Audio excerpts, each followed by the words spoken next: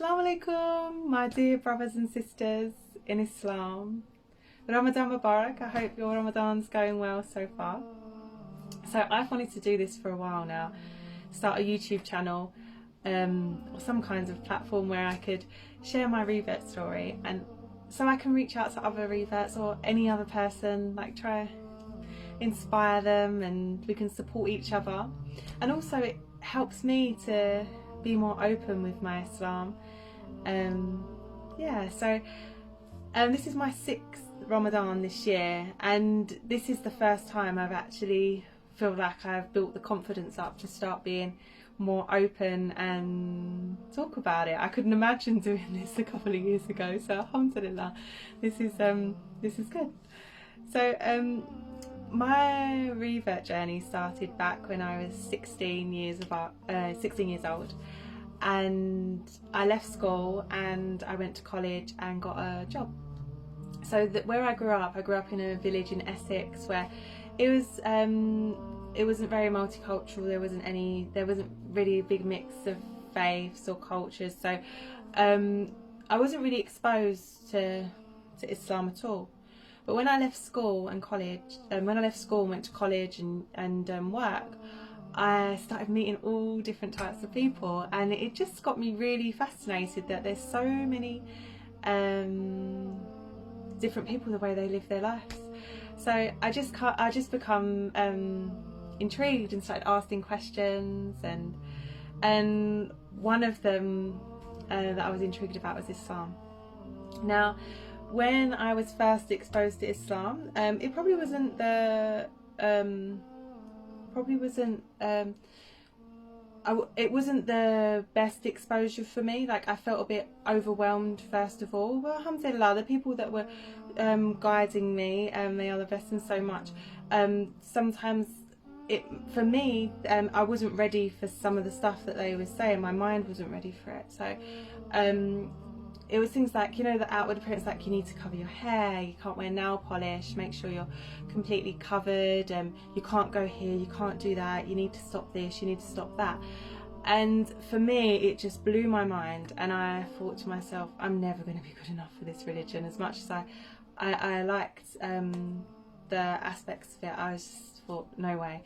So I pulled away from Islam, and then I started searching again. I looked into Christianity, Judaism, Buddhism, all different ones, and I just kept being drawn back to Islam. So every time I went on holiday to like a Muslim country like Egypt, Morocco, Turkey, every time I heard the azan being played, because it gets played out in the street, it used to make it still does, so make my hairs stand up and brought tears to my eyes, and just this overall feeling, it's just so overwhelming. So I knew there was something there. Then words penetrated me so deep, and I knew that I needed to search further. So I at the time, I still would learn certain things, like how to pray. When on my journey of learning, I learned how to pray, and I learned the basic fundamentals, the 5 pillars of Islam and everything like that. So at the time, something just drew me to pray. I was like, Rebecca, you need to just pray. So I just started praying, and all of a sudden I just started crying and hysterically crying, and it was one of the most beautiful moments of my life. Like, I'll never forget it. I just felt like all my worries, all my fears, felt like everything just fell off of me, and I finally felt something so much greater than me in control, and I just felt so like embraced, and it was just, it was so beautiful. And from there I was like, it's Islam. Like, I've got no doubt it is Islam, and I just need to search further and just find out more. And so from there, at the time, I was going to see a Kingsologist, and she was Muslim, mashallah, and she at the time I just asked her, I opened up to her and told her what happened, so I'm searching. And then she invited me to go and meet her sheikh at a gathering that I regularly do. So I built up the confidence, I went, I was so nervous, but I went, and everyone was so lovely, and from there it opened up. The sheikh and all the sisters, they was just talking about all the love in Islam, the mercy from Allah, and talking about inside, how we change our insides, and how Allah is always there. Like, his love never changes, his attributes never change, they're always the same. It's only us that change, and we build up them vows in front of us, and we're the ones that create this with our egos, like our nafs, and after learning that, it's like I just felt, yeah, it's so true. And the more we break down them barriers, the closer we get to Allah. And the way they spoke about Islam and how, like, just how amazing, like, our Allah is. And yeah, so from there I started wanting to practice more, started learning more, and then Allah just kept opening doors for me. He was sending like really good books and like for me to come across, and that were opening up my understanding and even more. Different lectures online, and inshallah, like, with these videos I want to do them on a weekly basis, and I'll share my thoughts on some books. Like, one that I'm particularly reading at the moment is Secrets of Divine Love, a spiritual journey into the heart of Islam. And that book is so beautiful. So inshallah I'll draw upon all the books that I've read and my understanding of them. I also wanted to, sorry, I'll keep going back and forward. It's my first time doing this, so bear with me. Inshallah I'll get better. I wanted to just touch upon my family and a bit more about my journey. So I didn't tell my family I was Muslim.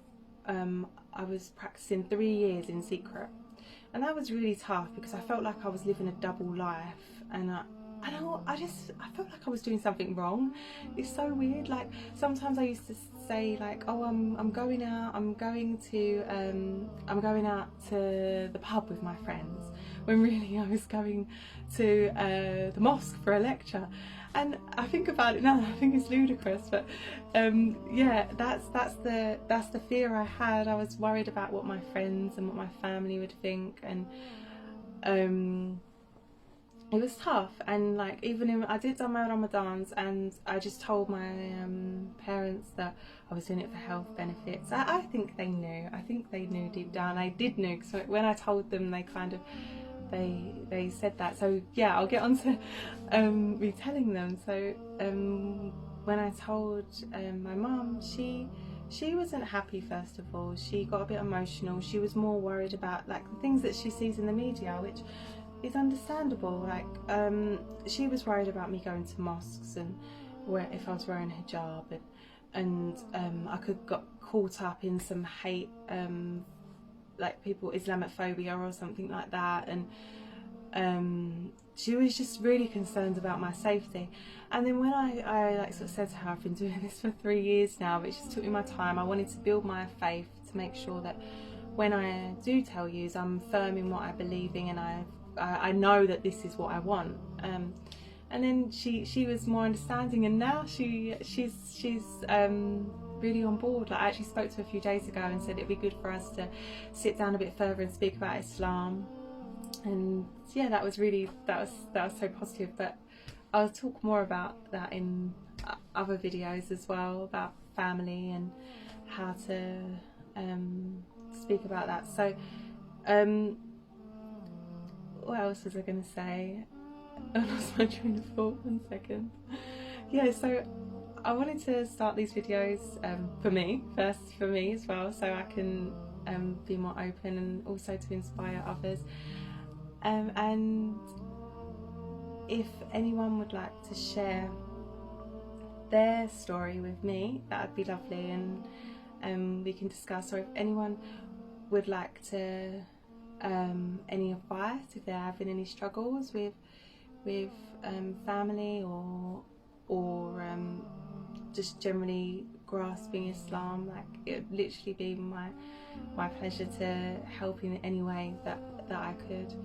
And obviously at the moment it's Ramadan, and we're in isolation because of the COVID-19 that's happening at the moment. And I understand that quite a few people like myself are in isolation on their own with no other Muslims, so it's a bit hard, like fasting and not having community around. We have them on the phones and texts, and maybe some brothers and sisters don't, so you can reach out. I think also this is a beautiful time. I just like to put that I found this Ramadan in isolation to really find that connection with Allah. Like, I don't know about anyone else, but I'm off work at the moment. I've been furloughed, so in this Ramadan I've been really using it just to do lots of more prayers, more reading, and completely switching off and trying to connect more. And alhamdulillah, that's really helped me. So yeah, so let me know how you're finding isolation during Ramadan, and anyone that would like to share their story with me, that would be great. Okay, I hope it went okay. Inshallah I'll get better with time and be a bit more open, and yeah, so in the future I'm just going to be sharing more stuff, and let's see how it goes. Assalamu alaikum. Bye.